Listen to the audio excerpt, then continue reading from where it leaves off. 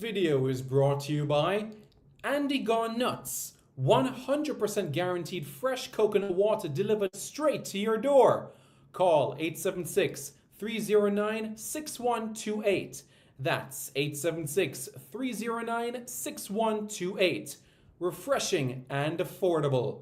For more information, follow them on Instagram at Andy Gone Nuts.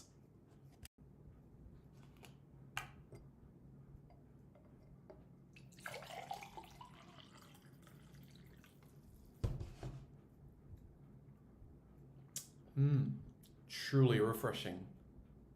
And Crumble by Mrs. C. Old English fudge and other delectable sweet treats.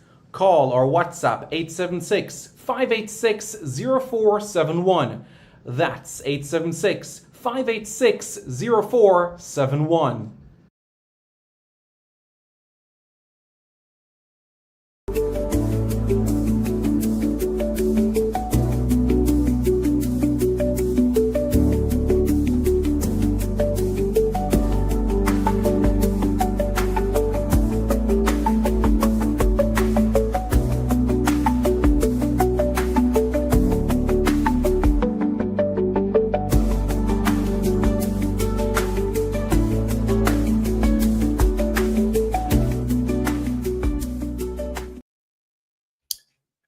Good evening.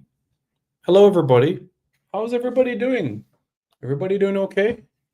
I'm Simon Preston, and welcome back to Reggae Boys Commentary, your platform for everything Jamaican football related. Is everybody doing okay? I hope you all are doing well. It's Thursday, July 24, 2025. Time has gone by so quickly.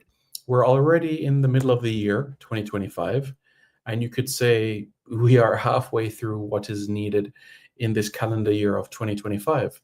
And from a footballing standpoint, you would echo those similar sentiments as well. And that is exactly what we're going to get into today. So, folks, if you haven't already done so, we kindly encourage you to hit the like, share, and subscribe button to Reggae Boys Commentary. That would be greatly appreciated. And also share with your family, friends, and family as well about the platform. And also use the super chat feature as well to share your love and support towards Reggae Boys Commentary as well. That would be greatly appreciated. If you haven't already as well done so, then please do so. And check out the shorts that you would have seen on the platform quite recently as well. There have been quite a number in relation to those aspects of things, and you'll be able to see different aspects in relation to interesting facts, tidbits, and all of those things, you know?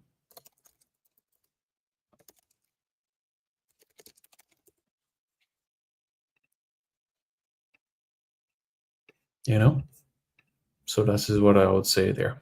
So yeah, give you guys an opportunity to be able to tune in so that you and leave your comments below before we get into something very important. It's good to see the Jamaican flag in the chat, person showing their love and support to what lies ahead, which is very good. So grateful for that, and long may that continue as we're 6 games away. 6 games away. 6 games away. Warren Webster, how are you doing? I hope you're doing well. I think broadly, Jamaica. You're behind Jamaica, regardless of the sporting discipline as well. Because at the end of the day, as Jamaicans, you support your country, the land of your birth, your heritage, etc. Whether it might be athletics, whether it might be cricket, whether it might be football, lacrosse, rugby league, rugby union, tennis, you're behind Jamaica. If a Jamaican takes the court right now in Wimbledon and takes on someone from Australia, of course, our love and support will be with the Jamaican.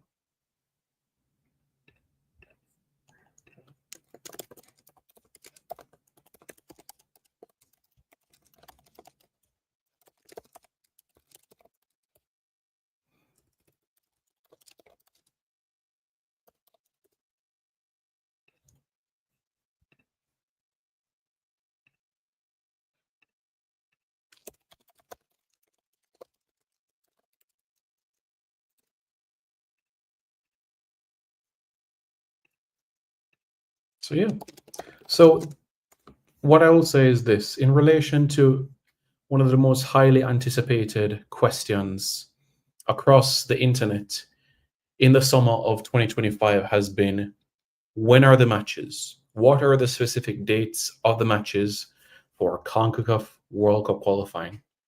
That has been the specific question that has been asked in relation to this. And guess what? We have that answer now, folks. We have that answer in relation to the schedule for World Cup qualifying, and that is exactly what we're going to look into, okay? For the Reggae Boys. That is what we're going to look at right now, okay? Good. So let's get to it.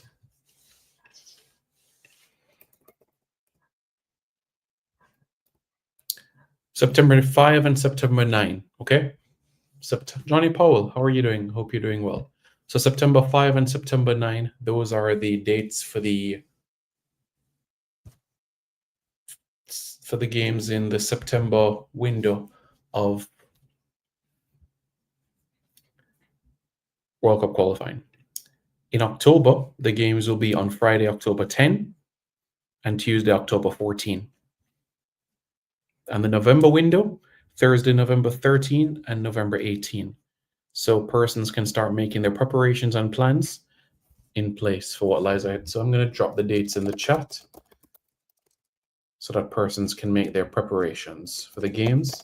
And what I'm going to do as well, so that persons are aware, what I'm going to also add as well is in relation to the venues as well. So I'm going to provide that information as well.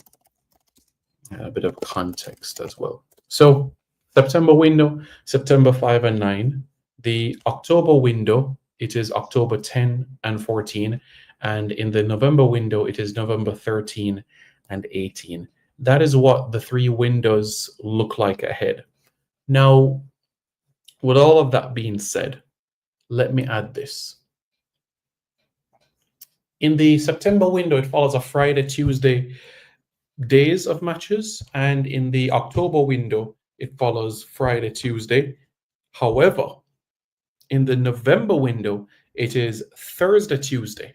So there's one more day gap between the games in the November window.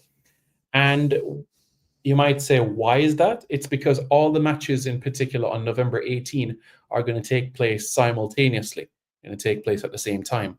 So that is exactly the situation. So that is what we're looking at. Okay, good. So with all of that being said, Jamaica's sequence of games is going to follow a format of away, home, away, home, away, home.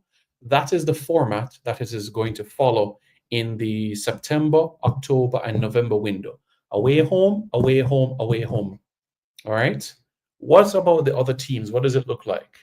So for Curacao, they're going to play their first game on the road against Trinidad and Tobago.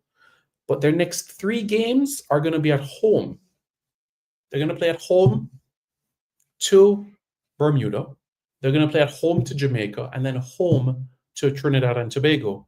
And then they're going to play back-to-back games on the road against Bermuda and, of course, Jamaica.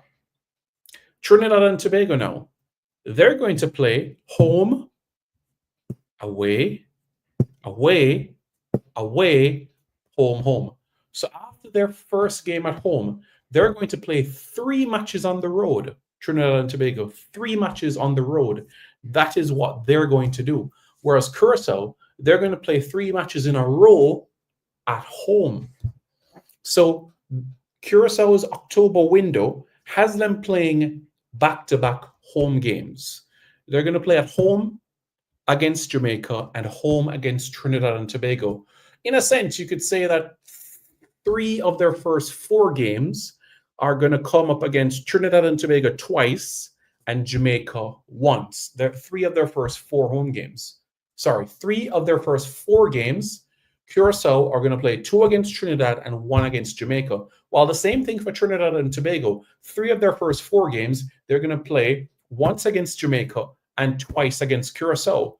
And when you think about it, Trinidad and Tobago and Curacao, when both of them face each other, they're going to be dropping points against each other. There is no way that Trinidad and Tobago and Curacao, after playing each other twice, both teams will not have 6 points after playing each other. Both teams will not have 6 points after playing each other. Put it that way. It's either one team has 6 and the other has 0. It's either one team has 3 and the next team has 3. It's either one team has 4 and the next team has 1, or it's either both teams have 2 points. Those are the only scenarios, permutations that can be put in place in relation to these two teams. So when you put that into context, it is a wonderful opportunity. It's quite straightforward. What Jamaica has to do is top the group. That's all that we have to do. Top the group, and that will secure a passage to the World Cup. Hopes are growing, expectation is building, momentum is building, and we can't wait to what lies ahead. So we're looking forward to that. Nitro Webster says, Nitro, big up. Carl Largy says, greetings, all respect. So you see everything that is there. September 5 and 9, October 10, 14, November 13 and 18. There you see there. Nitro, I'm going to have to disagree with you there 100%, because when you're playing 2 games in the space of 4 days, it's very, very different compared to you looking what a team does in different windows. It is a very, very different context to be able to look at things. And this is World Cup qualifying. And don't feel that Trinidad and Tobago is just going to come and let Curacao come to their place on the 5th of September and allow them to grab all 3 points. So when you factor all of those contexts in play, you're going to have Curacao that's going to play 3 home games in a row. Trinidad and Tobago are going to play 3 away games in a row. We know what it's going to be like for Jamaica. After 4 games, it's 2 games at home and 2 games away. What do you mean, Andy Bailey? It's right here. Bessa's documentary says above Earth, Simon. So when you put all of that into context now, you have a situation where in Jamaica's first 4 games, Jamaica is going to play Bermuda twice, play Trinidad and Tobago once, and play Curacao once. While after 4 games for Trinidad and Tobago, the next 2 teams that they'll have to left to face would be Curacao and the next 2 teams that Trinidad and Tobago will have to face would be Jamaica and Bermuda. Curaçao's last 2 games are Bermuda away and Jamaica away. Now, we've been handed a sequence that follows away, home, away, home, away, home, which basically means that you play on the 5th of September, you travel back to Jamaica, right? And the game is the 9th. So therefore, you have the 6th for recovery, and you have the 7th and the 8th in regards to preparation for the next game that is going to follow. You go to the October window, and it follows a similar sort of sequence as well. You play the 10th, you have the 11th of October in terms of recovery, you have the 12th and the 13th in terms of preparation, and you have the 14th in terms of match day. If you go to the November window now, what you'll see is that the game is on a Thursday now, not a Friday, but a Thursday. You know, the FIFA window starts on a Monday. So players come into camp the Sunday, Monday. You have preparation the Tuesday, the Wednesday, and you're playing on the Thursday. That's the format that you're following. So, and then the last game of the final round of the qualifiers, there's Friday, Saturday, Sunday, Monday. A 4-day lead-in, but of course we know one of those days is going to be a recovery. And then, of course, you have preparation for the next game. So when you put all of those things into context, that is a thing. And Nitro, it is my responsibility to be honest as well. And that is exactly what I'm doing. Because as you know, at the end of the day, FIFA rankings is not what determines if a team wins or not. At the end of the day, it is what you do after 90 minutes that determines that. And that is the reality of the situation. And even if you're using FIFA rankings, Jamaica is ranked higher than those 3 teams. Hey, Carl, how are you doing? Hope you're doing well. Mr. Porta, personally, 16 to 18 points guarantees top of a group. When you look at a round-robin format where a team is playing 6 matches, 3 home, 3 away, 16 or 18 points guarantees top spot. If you are in a group where you get 14 points, then you can have a scenario where another team is also on 14 points, which determines goal difference. So at the end of the day, the target should be 18 points at the end of the day. The target should be 18 points to be able to secure the automatic qualification. I understand in relation to what you have expressed. Certainly 18 points should be the target. Carl, hope you're doing well, man. Enough respect. So that is where we are now. Now, I know persons are saying, but CONCACAF have not unveiled the venues as yet for the October and November window. That will be unveiled at a later date. But more than likely, the game in Curacao will be at the Argelia Hato Stadium, which, as we know, is an AstroTurf. And in relation to the November window, their plan is also to entertain Jamaica at the Hazley Crawford Stadium in Port of Spain, Trinidad. Quite compelling, because the last time that we played Trinidad and Tobago in a World Cup qualifier away from home, the match was played at the Queen's Park Oval in June 2001. And on that occasion, Jamaica won by 2-1. Stern John took the lead for the Trinis in the first half. Anandilo opened before equalized before the halftime break.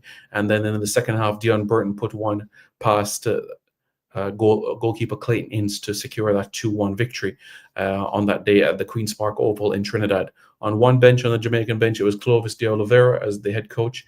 And then the opposite end of things, you had as head coach of the Trinidad and Tobago team, Rene Simoes. So quite compelling indeed from that sort of perspective.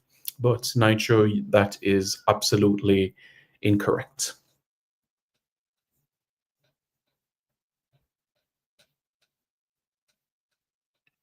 As usual, Island Boy Drip. It is 5 to 7 days before the international window. Sorry, 5 to 7 days before the match that squad announcements take place. So yeah, there we are.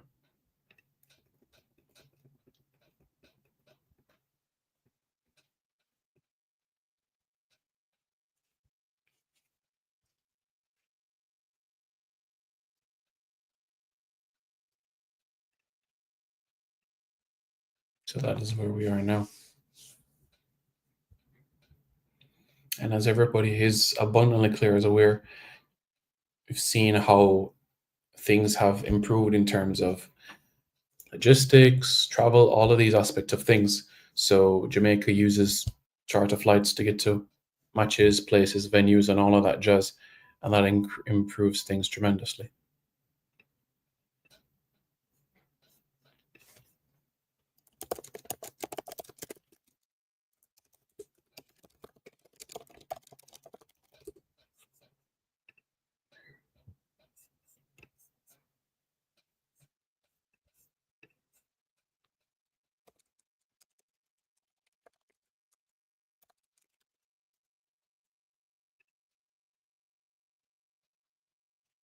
Well, Damar Woolma, September is a different window compared to June.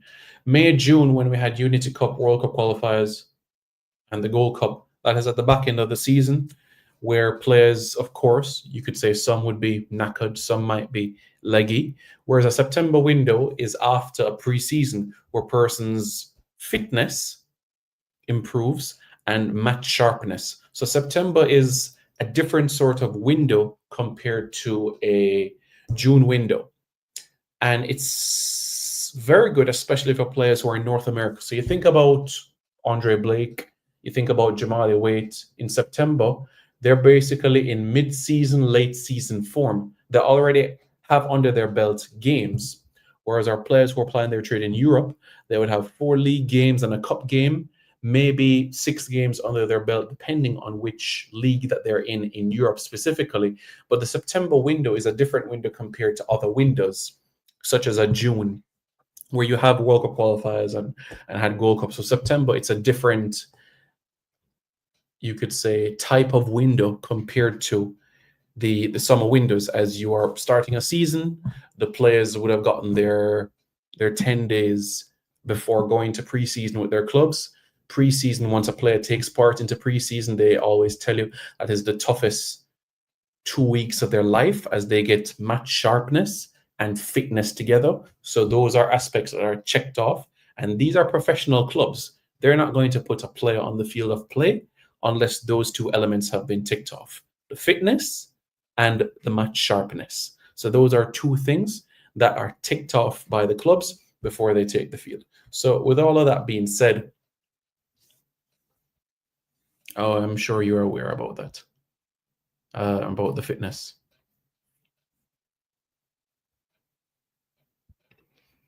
Miguel, that again is not a statement that is accurate.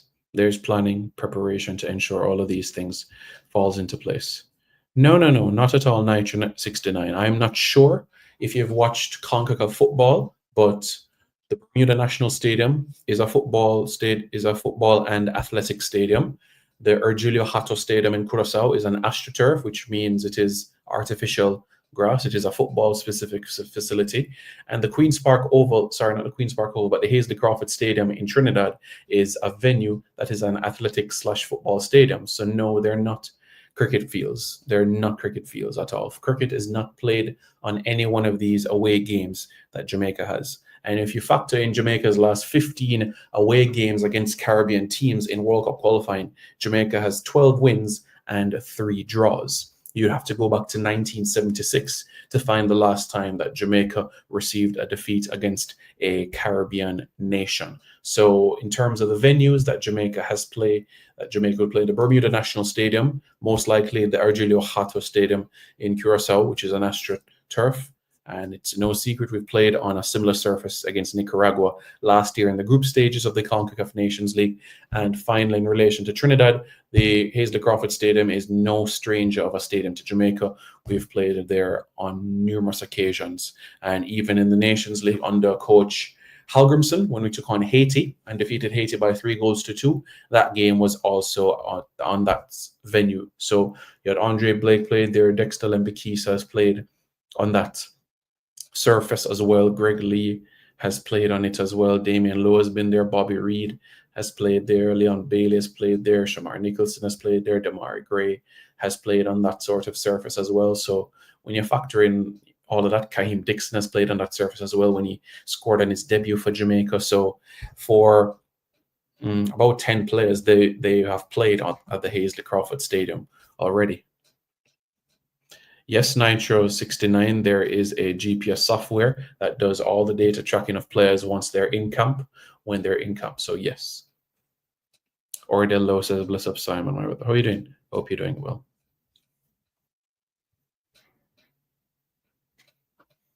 What do you mean have not scored 7 goals?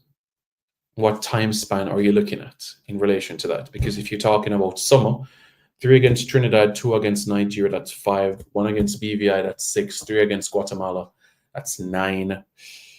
2 against Guadeloupe, that's 11. That's 11 goals in the summer across 7 matches. Sorry, scored against Panama. So that's 12 goals across 7 matches. So what time span are you looking at in that sort of context? I don't understand that at all. So absolutely, Mr. Porto.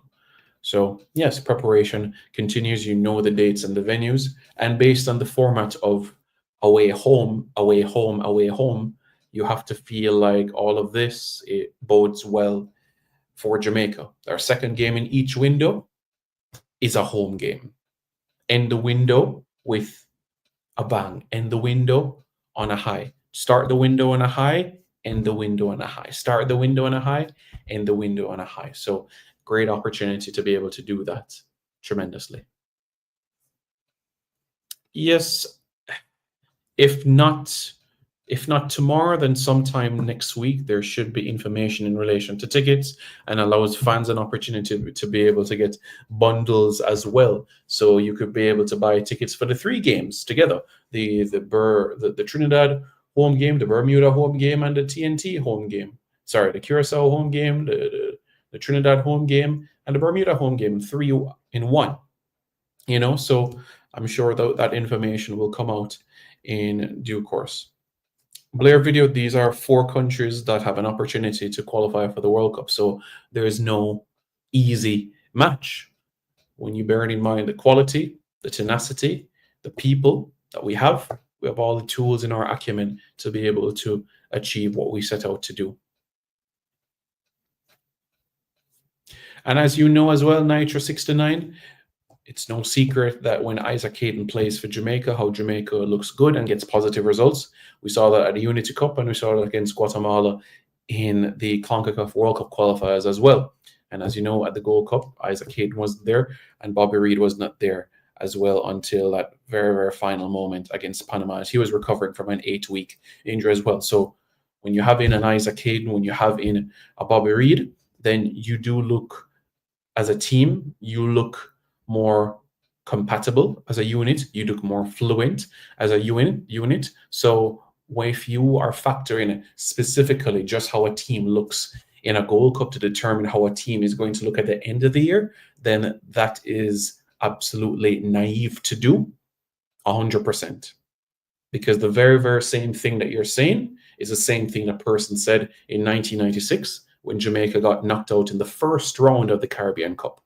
The first round of the Caribbean Cup in 1996, Jamaica getting knocked out, and people were ready to cut off René Simoes' head. And in 1997, not even advancing to the final of the Caribbean Cup, people getting ready to wipe off René's head. But no. So for you to simulate in your brain based on what you saw from the last 3 games, that would not be accurate.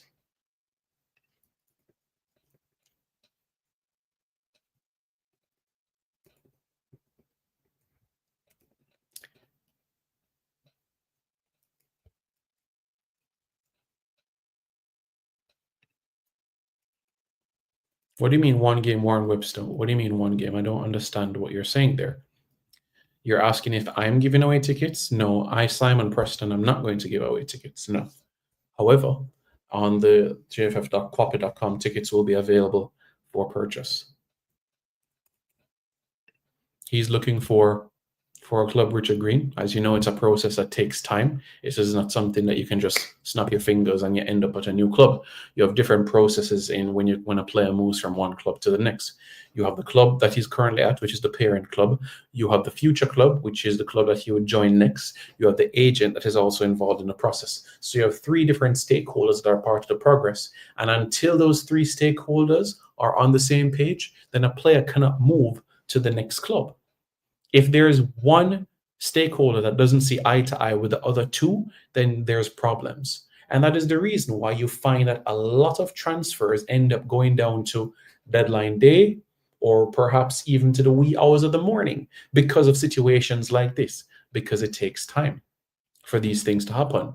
It is absolutely fantastic that a majority of their players have sorted out their club futures at an earlier point after the Gold Cup. Great to see it with Amari Bell being able to sort out his club future. Fantastic for him to do that. It was great for Richard King to do the same as well. And, we look forward to see Isaac Hayden to do the same at some point. And if Dexter Mbekisa is to make a move, then hopefully he'll be able to do something similar as well. So wish them all the best in terms of the next chapter of their careers. So that is very important for that situation. Ordell Lowe. Omari Kellerman was born in England to a father from Marvelly in Jamaica. He played for Northern Ireland and then he made his switch to England. So he's already made his one-time switch. So as a result of already making his one-time switch and representing another country, he's no longer eligible to represent Jamaica because he's already made his switch from Northern Ireland to England.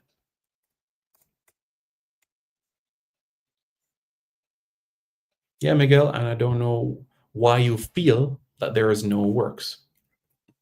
Absolutely no anomaly, Nitro. At the end of the day, CONCACAF had 3 spots for that tournament, and it turned out with Jamaica finishing 3rd, 3 wins, 5 draws, 2 defeats in the course of the campaign. But again, you turned a blind eye to what I said in relation to how we performed in regional competitions. Jamaica didn't qualify for the Gold Cup in 1996, but you didn't bring that up. Jamaica was knocked out in the first round of the Caribbean Cup, 1996. Jamaica couldn't get to the final of the Caribbean Cup 1997, but you didn't bring that up. And all of this was taking place during a World Cup qualifying cycle. So for you to judge how a team is going to do in the future based on what you have seen at the Gold Cup, it's not a fair statement to make.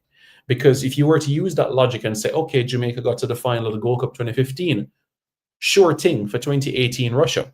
What happened? We were in a group with Costa Rica, Panama, and Haiti. Why? Why after just getting to the final of the Gold Cup? Because the month of the FIFA rankings that were used to seed the teams were back in 2014. And Jamaica, after taking on Nicaragua in a preliminary playoff, was in a group with Costa Rica, Panama, and of course, Haiti. Reading a Gold Cup's results and performances as to how a team is going to do in the future is not only dangerous, but also very incorrect. You could use 2015 Gold Cup as an example, because what was to follow? Losing to Nicaragua at home, a place where we don't concede 3 goals at home, that transpired. And then you also factor in the 2017 edition of the Gold Cup as well, getting to the final. But I've provided you with that information already.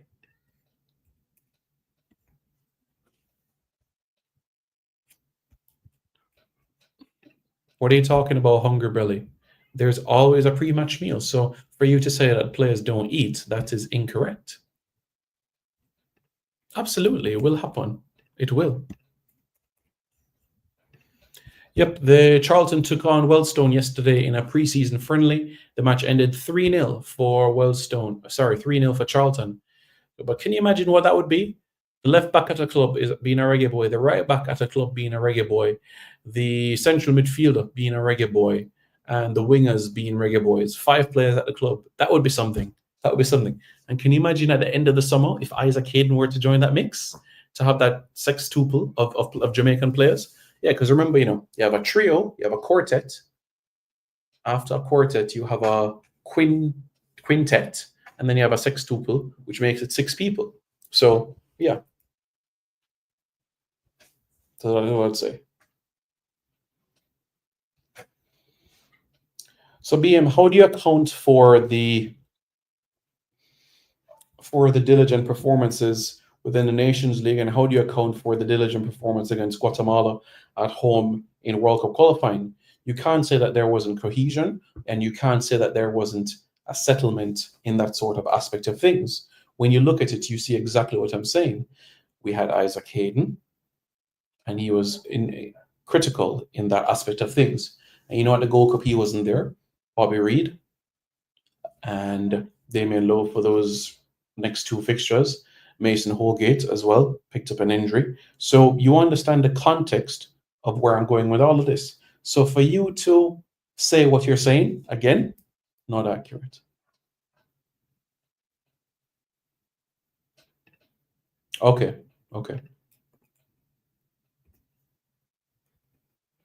Yep. And what you can't ignore in front of you is that Jamaica is 6 games away. 6 games away from World Cup qualification. And Bailey, to the best of my knowledge, he's not at a club right now, to the best of my knowledge. Absolutely. Nitro, because somebody does not bring up a point does not mean that they're ignoring what other teams are doing. All the teams are improving. Trinidad and Tobago gave a debut to an English player against Jamaica as well, Rio Cardenas. Curacao, we know about them being a Dutch colony as well there. Curacao is part of the Kingdom of Netherlands, and the Kingdom of Netherlands comprises Aruba, Curacao, St. Martin, and the Netherlands. So what that means is that when you're born in one of those places, you get a Dutch passport. So of course, I'm abundantly aware about that.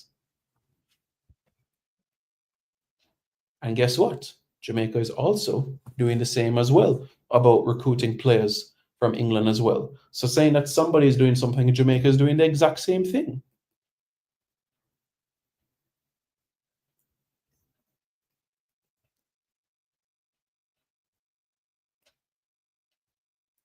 And again, BM, you're looking at a scenario that will not take place. Jamaica is not going to give 7 debutants in one game. Jamaica is not going to do that. So for you to say that because this happened means that this is going to follow, again, is not a statement that is accurate. Because I love what I do, Ardell. I love what I do. I love what I do. I love what I do. I love what I do. I love my country. Unlike Nitro and BM, I love my country tremendously.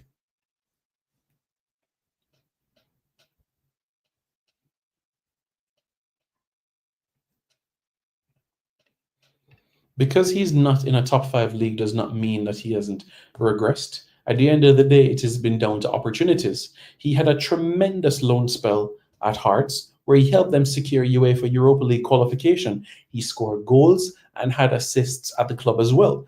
And I was actually pleased with that opportunity that he received in Scotland. So for me, if he was to return to that environment, it would not bother me at all.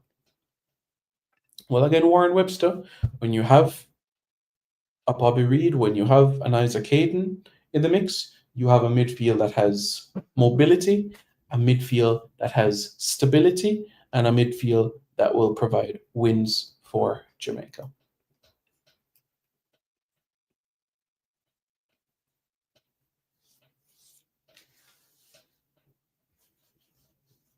Well, at the end of the day, BM, whether you want to say that Bermuda rested this and rested that, you can say the same about Jamaica as well in the Gold Cup against Guatemala, that Jamaica was also missing players as well due to injury. Because there was no Isaac Hayden, because there was no Bobby Reed, because there was no Mason Holgate. Yeah? Do you want me to continue? Do you want me to continue? Because we can go on and on and on and on. At the end of the day, when we open the book of world records, it's not going to say, oh, Jamaica defeated a team that rested 5 players. No, it's going to say Jamaica 3, Guatemala 0. So to me, it does not matter about that. It is about, at the end of the day, Jamaica received the 3 points, pot 1 for the draw. Because when we open up the record book, it's going to say Jamaica 3, Guatemala 0. It's not going to say Jamaica 3, Guatemala C 0. I don't hear people saying that in the Gold Cup semi-final of 2017 that Jamaica defeated Mexico's E team 1-0. No. It said Jamaica 1, Mexico 0. It didn't say Jamaica defeated Mexico's B team or C team 1-0, thanks to a courtesy strike of Kamara Taxi Lawrence. At the end of the day, it was Jamaica 1, Mexico 0. So similarly, in these next 6 games, it is going to be the team that Jamaica faces versus Jamaica. Whether it's Simon Preston on the field of play or whether it is Damien Lowe on the field of play, it is Jamaica.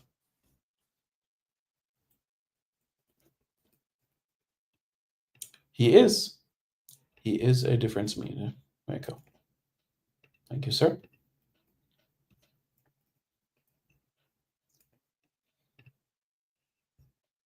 If that is not an inaccurate statement, then you need to put something in the comments to prove your love for Jamaica. Because at the end of the day, actions speak louder than words.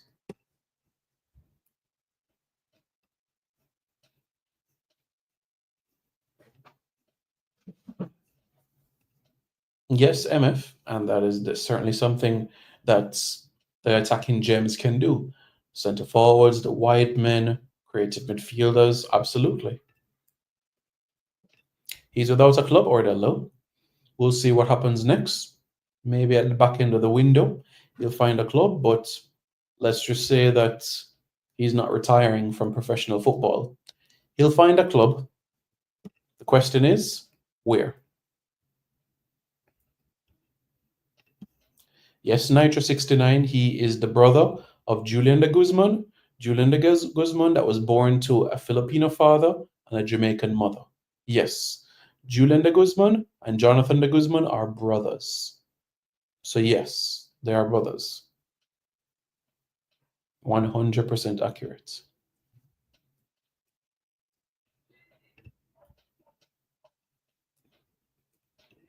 Honestly, I have no idea. Yes, so that's why I said action speaks louder than words.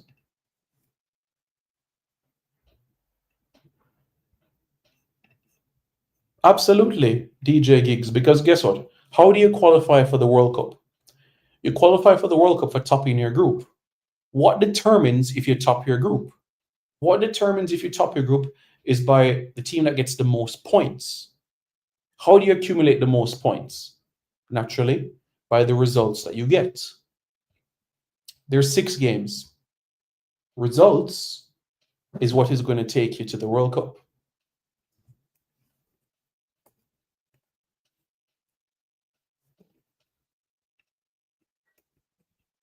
Yeah.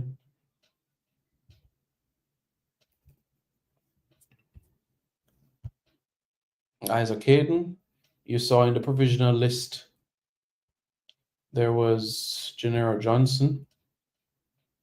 You have Joshawn Anglin, Kevin Lambert, Mackay Welch. You have numerous number sixes in that aspect of things.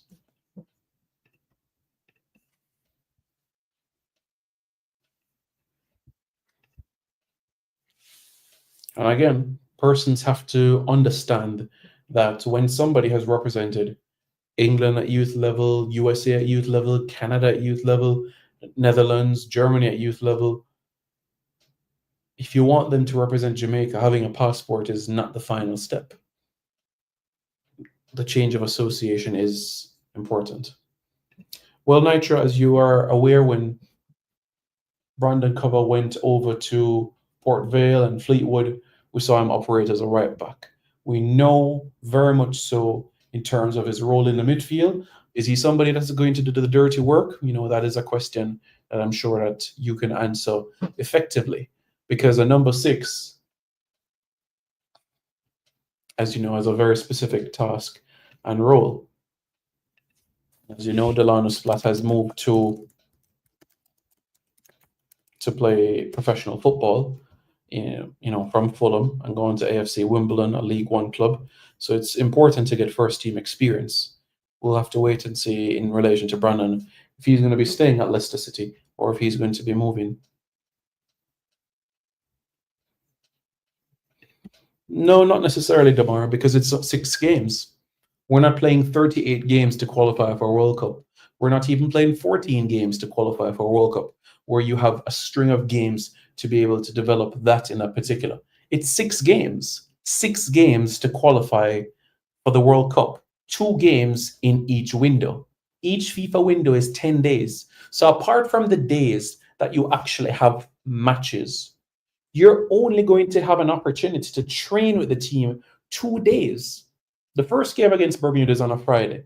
Players come into camp the Monday. They train the Tuesday. They train the Wednesday. They fly to Bermuda, train on that surface. So 2 to 3 training sessions, and then you're going to play against the opposition.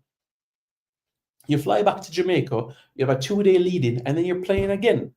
So the result is the most important aspect in all of this.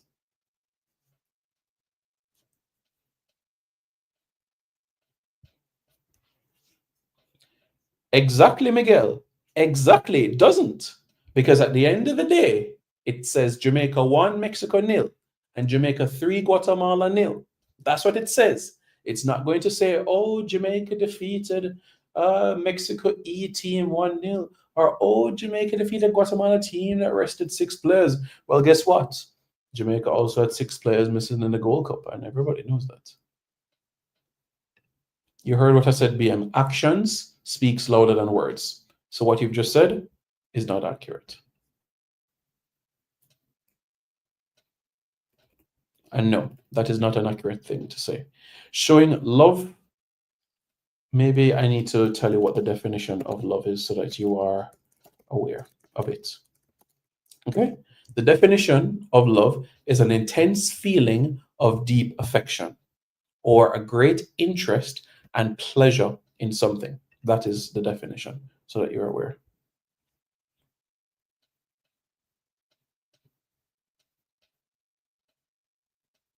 Yes, Isaac adds leadership and that ability he spoke about. Yeah, yeah.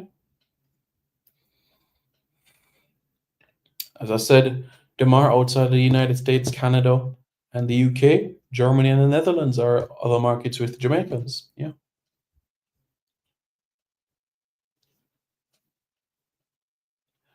Well, Lee Young, it's not necessarily true. Not at all. Jonathan de Guzman always had his heart set on the Netherlands, and Julian de Guzman, similar to Andy Williams, well, not similar to Andy Williams, but similar to Simeon Jackson, fell in love with Canada. Yes, Nitro, that is correct. And Mason Holgate actually made his debut for Jamaica as a CDM as well when he came on in that 2-1 win, sorry, in that 2-0 win against Nicaragua. Z, what are you talking about? While Mikey qualifying for the last World Cup was 8 million, with the World Cup expanding to 48 teams. Let's see. Yes, Erdel, you should go into the games in September, October, and November. Absolutely. So yeah. Yes, folks.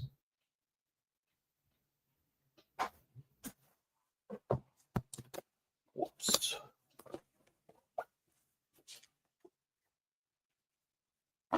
Yes, folks, thank you all so much for tuning in. I appreciate it.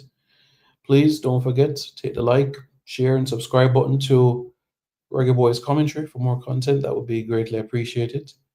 And as you all know, it's accuracy, reliability, and credibility. So do not say things that are not true.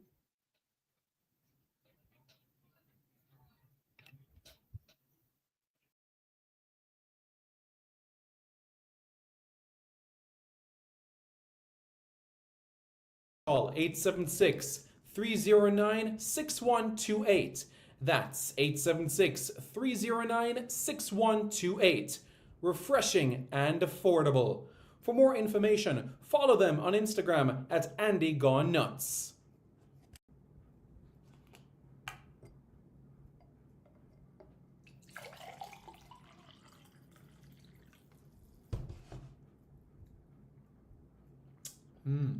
Truly refreshing. And Crumble by Mrs. C. Old English fudge and other delectable sweet treats. Call or WhatsApp 876-586-0471. That's 876-586-0471.